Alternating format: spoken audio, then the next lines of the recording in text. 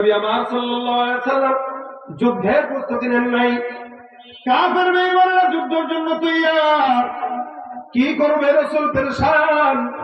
সাহাবাত বাইনদের কাছে লাঠিও নাই, তরবারিও নাই, ঘোড়াও নাই, উটও নাই, যুদ্ধের প্রস্তুতি নাই বললেই চলে। কি করবে আল্লাহর নবী সাল্লাল্লাহু আলাইহি সাল্লাম সঙ্গে সঙ্গে দুয়ারের মধ্যে পড়ে গেলেন।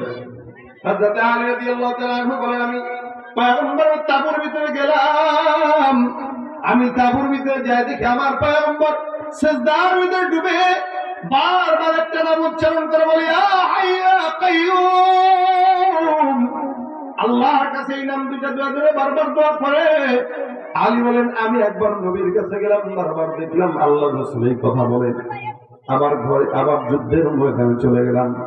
সাহাবাত মাইনদেরকে ডাক দিয়া বললাম, হে সাহাবাত মাইনের দল, তোমরা টেনশন মুক্ত থাকো।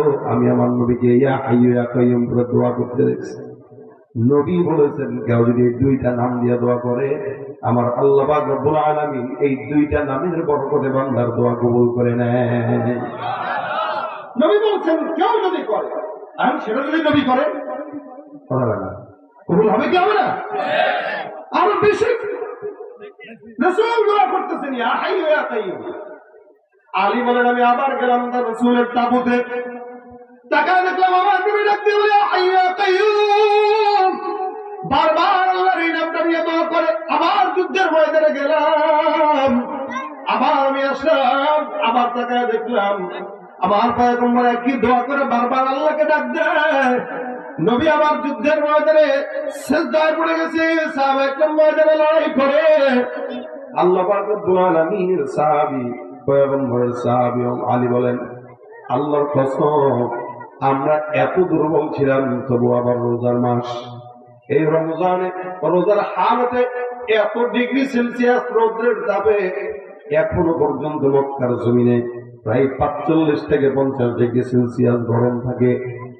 আজ থেকে 1500 বছর আগে কতটুকু গরম ছিল কল্পনাটা করেন তো। তখন ধর গাছপালা এমন ছিল না, বিল্ডিংও ছিল না, পাহাড় পাহাড়, এই পাহাড় পাথরের থেকে সূর্যের তাপ এসে এমন অবস্থা করে যে শরীরের পশম যেন পুড়ে যায়।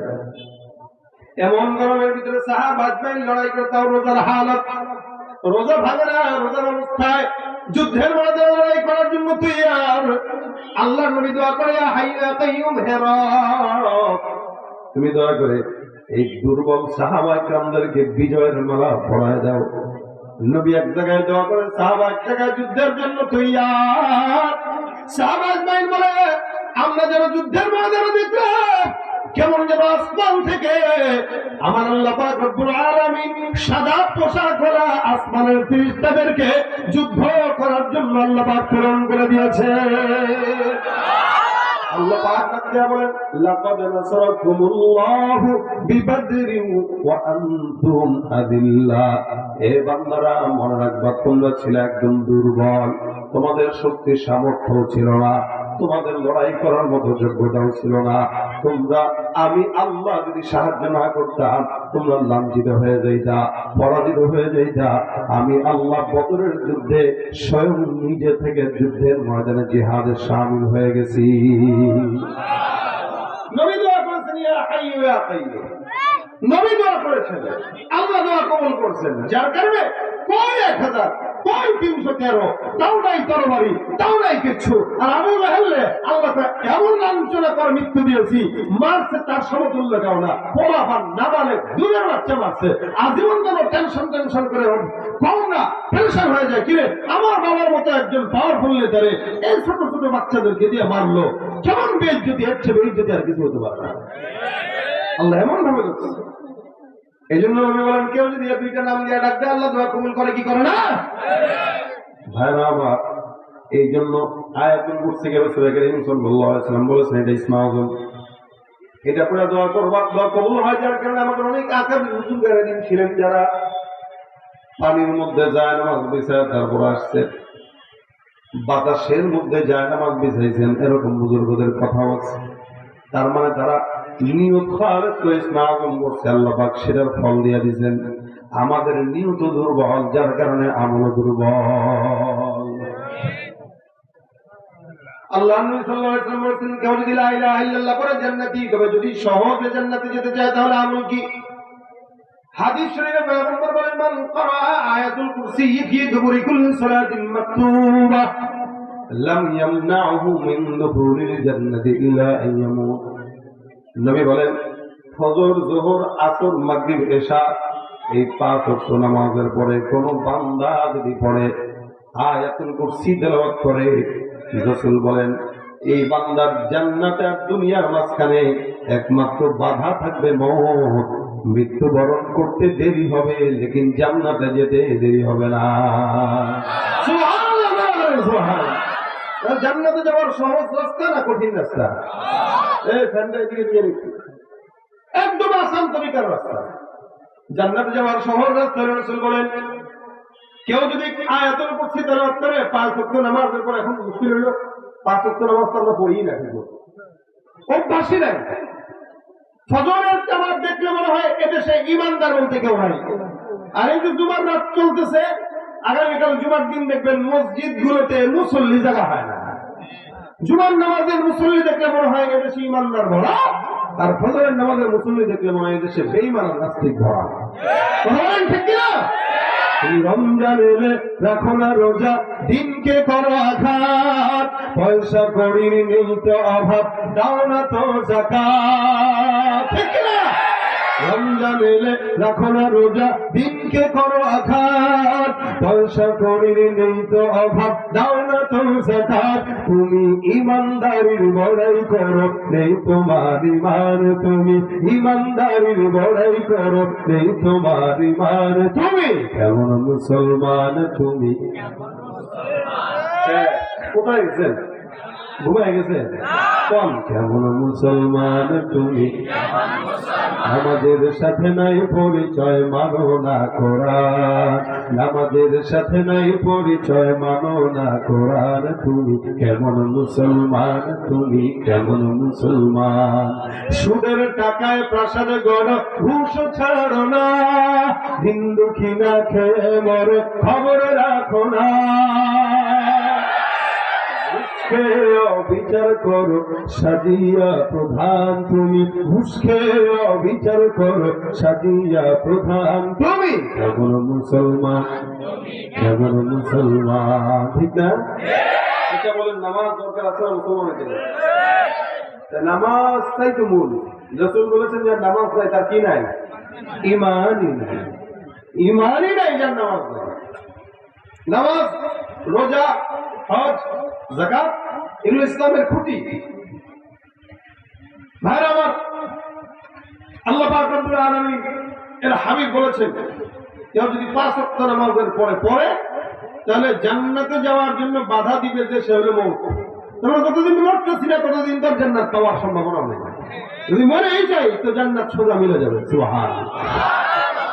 শুধু তাই না, আয়াতুল কুরসি যদি কেউ পাঠ করে, আল্লাহ পাক রব্বুল আলামিন ওই বান্দাকে সমস্ত প্রকার শয়তান জিন্নাত থেকে হেফাজত করবেন। সুবহানাল্লাহ। সব জিন্নাত থেকে আল্লাহ পাক হেফাজত করবেন, জিন্নাতের ওয়াসওয়াসা থেকে। এখন কিন্তু এটা বাড়ছে অনেক, দেখবেন কালো জাদু, সোনা, হ্যাঁ, এগুলো অনেক বাড়ছে। যত প্রকার সত্যতা হোক, কেউ যদি আয়াতুল কুরসিটা সবসময় পড়ে, ইনশাআল্লাহ একই সাথে পড়বেন, আল্লাহ আপনাকে সব কিছু থেকে হেফাজত করবেন। বিশ্বাস যেমন কাজে যাবে। আল্লাহ বলেছেন, বান্দা আমার উপরে ধারণা যতটুকু রাখবে আমি ততটুকুই দেব। ধারণা দুর্বল তো দেওয়াও দুর্বল, ধারণা সবল দেওয়াও সবল। ধারণা যদি সত্য হয়, ধারণা যদি সত্য হয়, একই যদি মজবুত হয়, ওই আল্লাহ যখন দিয়েছিলেন এখন তো সে আল্লাহ দিতে পারে। কথা বলা পারে না? শুধু মনে রাখি, কেউ যদি জিন্নাতের কবলে পড়ে, শয়তান ওয়াসওয়াসা হয়, আয়াতুল কুরসি বললে হেফাজত করবেন কে? আবু হুরায়রা রাদিয়াল্লাহু তাআলা থেকে বর্ণিত হাদিসে আবু হুরায়রা রাদিয়াল্লাহু তাআলা বর্ণনা করে, আল্লাহ নবী সাল্লাল্লাহু আলাইহি ওয়াসাল্লাম আমাকে সদকার মাল কিছু আমানত দিয়েছেন। খুব বুঝেন, সদকার মাল কিছু আমানত দিয়েছেন। রাসূল সাল্লাল্লাহু আলাইহি ওয়াসাল্লাম বলেছেন, আবু হুরায়রা এগুলো রাখো। আমি মালগুলো রাখলাম, পাহারা দিচ্ছিলাম। একদিন রাত্রেবেলা হঠাৎ করে তাকায় দেখি আমার ঘরের মধ্যে চোর আসছে চুরি করার জন্য। আমি তাকায় দেখলাম ওই সৎকার যে মালগুলো আছে ওখান থেকে কিছু খেজুর ও পকেটে করতেছে, একটা ব্যাগ আছে করতেছে। আমি আর ধরলাম, এই হ্যাঁ তুমি এগুলো নাও কেন, কে তুমি? চোর চোর চোর করে ধরছে আবু হুরায়রা। বেচারা কয় না আল্লাহর কসম আমি চোর না। চোরের তো আলু দিয়ে কেন 100 বার চুরি করার পরে ভাই আমি আর জিন্দিগিতে করবো না, 1000 বার করলেও সেটাই বলবে এবং কসম খাবে। এগুলো হলো চোরদের আলাদা। আবু হুরায়রা রাদিয়াল্লাহু তাআলা বললেন, চোর কয় ভাই আমি জিন্দিগিতে চুরি করবো না। সন্তান না খাওয়া ছিল, বিবি না খাওয়া ছিল, আমার সমাজ আমার ঘরের ভিতরে যারা যারা আছে মা বিবি বাচ্চা এগুলো সবাই না খাওয়া, কাজ কাম পাই না, যার কারণে অভাবের কারণে সব নষ্ট হয়েছে। আল্লাহ রাব্বুল তুমি আমরা মাফ করে দাও। আবু হুরায়রা কয় না না মাফ করা যাবে না, তুই চুরি করতে আসছিস করে রাসূলের কাছে নিব। এবার কসম কসম খায় আবু হুরায়রা দিল নরম করে দেয়। আবু হুরায়রা বলে, যাও যদি আর জিন্দেগিতে না আসো মাফ করে দিলাম। সকালবেলা ফজরের নামাজের সময় মসজিদে নববীর দিকে যায়। নবী ডাক দিয়ে বলে, আবু হুরায়রা কই রাতের বেলা যে চোরটা তোমার ঘরে আসছিল ওই চোরটা কোথায়? আল্লাহর নবীর সাহাবী আবু হুরায়রা বলেন, ইয়া রাসূলুল্লাহ রাতের বেলা তো আপনি আমার ঘরে ছিলেন না, কেমনে জানলেন? রাতে যখন চুরি হয় তখন নবী ছিলেন না। নবী কোথায়? আবু হুরায়রা কোথায়? বলেন তো নবীকে জানায় কে? আল্লাহ। আবু হুরায়রা চোর কই?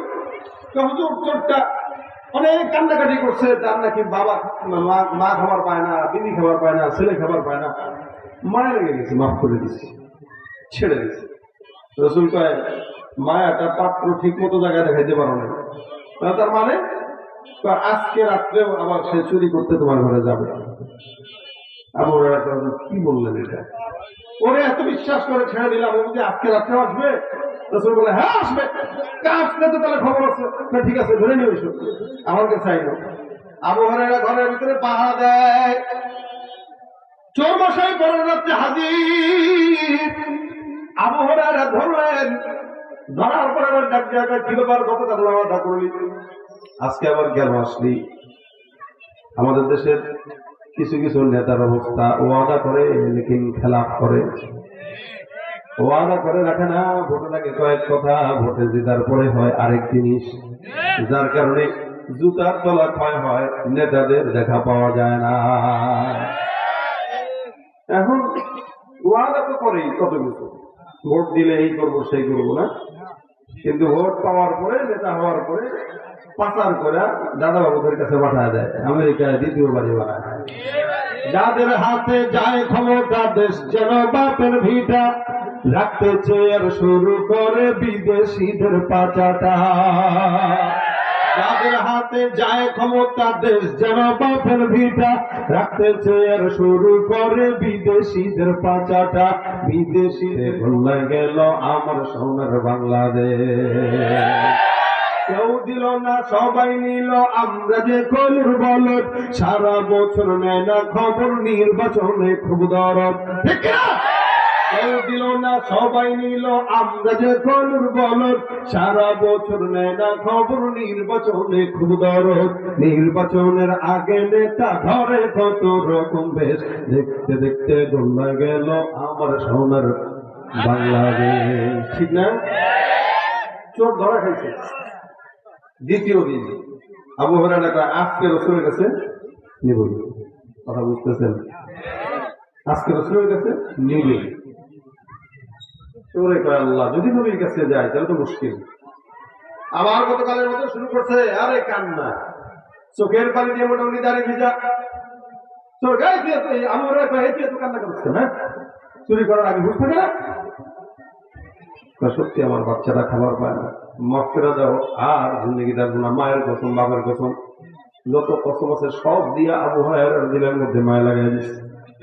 হযরত আবু হুরায়রা বলেন, যাও ছেড়ে দিলাম, খবরদার আর যেন তোমাকে এই ঘরের আশপাশে না দেখি। পরের দিন সকালবেলা ফজরের নামাজের সময় নবীর দরবারে যাওয়ার পর নবী ডাক দেয়া কয়, কই চোর কই? আবু হুরায়রা কয়, হুজুর এমন কান্নাকাটি দিয়েছে, মায়া লেগে গেছে, ছেড়ে দিয়েছে। নবী বলেন এটা সব চমৎকার বাক্য, মনে রাখবা 2 রাত তোমাকে ধোকা দিছে, আজকে রাতটাও তোমার ঘরে চুরির জন্য ঢুকবে। তার মানে আজকে যদি ঢুকে কয়দিন? 1 দিন 2 দিন 3 দিন কি সহ্য করা যায়? রাসূল বলতেছেন আসবে তো অবশ্যই, কোনো সন্দেহ নেই। হ্যাঁ হ্যাঁ হ্যাঁ করেন যে আজকে আমার একদিন কি করে একদিন দড়ি মরি নিয়ে একদম তৈরি, আজকে আসবে তো বানবো। আমাদের দেশে মোটামুটি একটা পকেট মাইর 5 টাকা চুরি করে মাইর খায় বোঝা হয়ে যায়, ঠিক না? আপনারাই বোঝা বানা, কিন্তু কোটি কোটি কোটি কোটি টাকা যারা চুরি করে এদেরকে আবার সালাম দেয় না। এটা একটু পছন্দ কম হচ্ছে, কারণ এটা রাজনীতির কথা না, এজন্য পছন্দ কম হচ্ছে। আপনাদের দোষে, আমাদের দোষের কারণে আমাদের দেশের অবস্থা। যদি আমরা চোরদেরকে সালাম না দিতাম, চোর দেখলে যদি পিছন থেকে লাগ দিতাম, চোর যায় চোর যায় চোর যায়, তাহলে চুরি করার দুঃসাহস করতো না। অথবা ইসলামী আইন যদি থাকতো তাহলে চুরি করার দুঃসাহসটাও করতো না। আবু হুরায়রা বলেন রাসূলের কাছে করে নেব, নবী তোর বিচার করবে, তার মানে হাত কাটা হবে। চোর ভয় পেয়ে গেছে, আর নবীর কাছে যাওয়া মানেই তো হাত কাটা। ইসলামী শরীয়তের আইন হলো চোর চুরি করবে সাথে সাথে হাত কাটা হয়ে যাবে। এজন্য বলি নবী নাই তো কি হচ্ছে, উম্মতের উলামায়ে কেরামের কাছে বিচারের কার্যক্রম দিয়ে দেন, তাহলে প্রত্যেকটা চোরের হাত কাটার বিচারে দেশের আইন জারি হয়ে যাবে।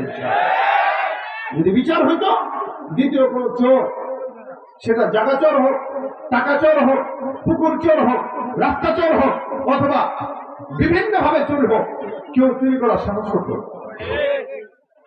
আবু হুরায়রা রাদিয়াল্লাহু তাআলা বলেন নবীর কাছে আজকে তোমাকে নেওয়া হবে।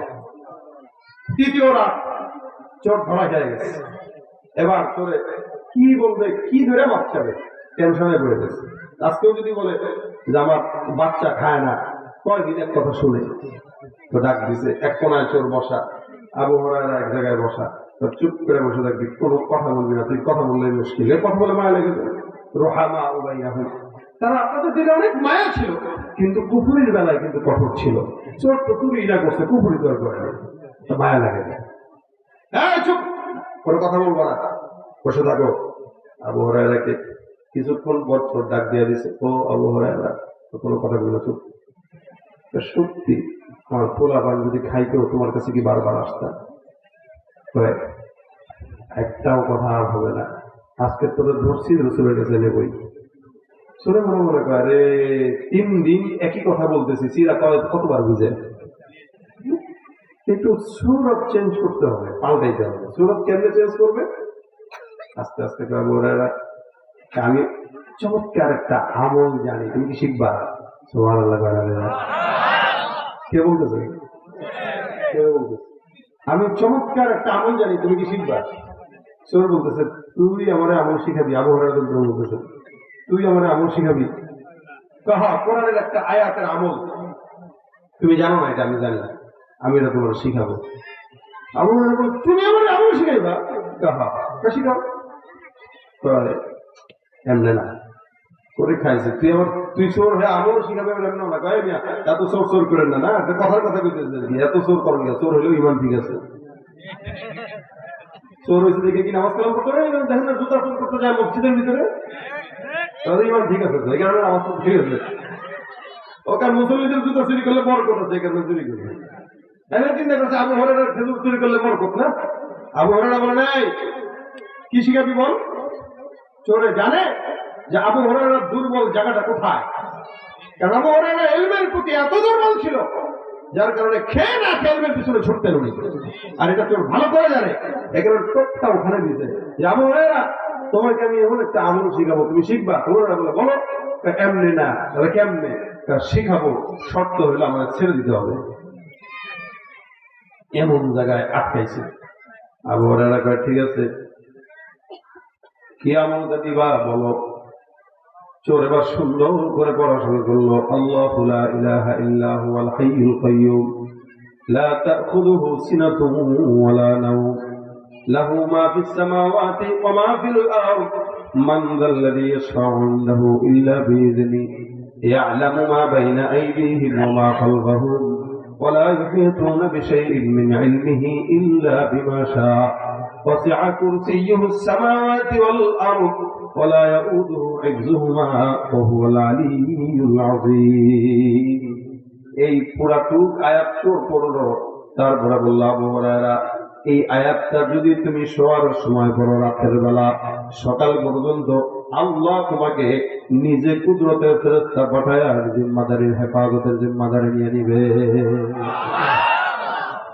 আবার যদি সকালবেলা তেলাওয়াত করো রাত পর্যন্ত আল্লাহ জিম্মাদারি নিয়ে নিবেন, সকল প্রকার শয়তানের খারাপি থেকে তোমার বাঁচাইবেন। আবু হুরায়রা কইয়া মারহাবা, এমন দামি আমল দামি জানতাম না।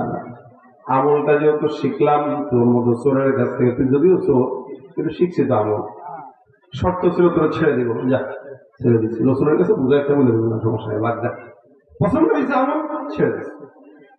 ফজরের নামাজের সময় রসুলের দরবারে গেলেন, নবী করিম সাল্লাল্লাহু আলাইহি ওয়াসাল্লাম বলেন, কি রে তোমার খালি আছে চোর না বলে নিয়ে আসো তৃতীয় রাত্রে। আবু হুরায়রা বলেন, হুজুর কাহিনী তো ঘটে গেছে। কি কাহিনী? হুজুর গতকাল চোর আসছিল, গত 2 রাত যে কথা বলার পর আমি যারা ছেড়ে দিয়েছি, গত রাত ওই কথা বলে নাই, চালাক আছে। আমারে একটা কথা শিখাবে, শর্ত হলো তারা যেন আমি ছেড়ে দেই। রাসূল বলে, কি কথা শিখাইছে? আবু হুরায়রা বলে, ইয়া রাসূলুল্লাহ, চোরে বলেছে কেউ যদি আয়াতুল কুরসি রাত্রেবেলা সকালবেলা পরে জিম্মাদার হয়ে যায় আল্লাহ। নবী আমার ডাক দিয়া বলে, ইন্নাহু ক্বাদ সাদাকাত, নিশ্চয় চোরটা সত্য বলেছে। ফাহুয়া কাযুব, চোর যদিও সত্য কথা বললো, তোমাকে যে আমলটা দিল সত্য আমল, কিন্তু আল্লাহর কসম করে বলে মনে রাখবা আবু হুরায়রা, ফাহুয়া কাযুব, চোরটা আসলেই মিথ্যাবাদী। নবী আমার ডাক দিয়া কয়, হে আবু হুরায়রা, তুমি কি জানো এই চোরটাকে? আবু হুরায়রা বলেন, ইয়া রাসূলুল্লাহ, জানি না। আল্লাহ নবী বলেন, যাকাশ শাইতান, ওটাই ছিল ইবলিস শয়তান। কে ছিল? ইবলিস শয়তান। তার মানে এতক্ষণ কি চোরের গল্প বলছিল, শয়তানের গল্প বলছিল? শয়তান, শিক্ষিত শয়তান আর কি। হ্যাঁ, কোরআন আর ভাই আসলে শিক্ষিত। শয়তানটা আপনারা এমনি এমনি মনে করেন না, অনেক শিক্ষিত, বেশি শিক্ষিত হয়েছে তো ওই কারণে শয়তান হয়েছে। এজন্য জানার নাম কামিয়াব না, মানার নাম কামিয়াব। আমাদের বুজুর্গরা বলতেন, আগে মানোগি তো মানোগি, কেউ মানবে তো আল্লাহ তাকে বানায় দিবে। খালি অনেক জানেন জানেন জানেন, একদম বুখারীর এত নম্বর হাদিস, সহিহ হাদিস ছাড়া চলেন না, ওদিক দিয়ে আবার সুন্নাত মানেন না, এই আমলের কোন চালানোর দাম নাই। এজন্য যতটুকু শিখবেন ততটুকু মানবেন, আল্লাহ মানার তৌফিক দান করুন। মানলে ওরা দামি, বহুত দামি, মানলেও আমার দামি হয়ে যায়। রাসূল সাল্লাল্লাহু আলাইহি ওয়াসাল্লাম বলেছেন, হ্যাঁ এ সত্য বলেছে, এ সত্য বলেছে, যদিও সে শয়তান। সে কেন তোমাকে শিখাইবে জানো? কেন? যেহেতু ধরা খেয়ে গেছে, আমার কাছে আসতে হবে তাকে, এই কারণে তার নিজের দুর্বলতা তোমার কাছে স্বীকার করে সে নিজে পাচ্ছে।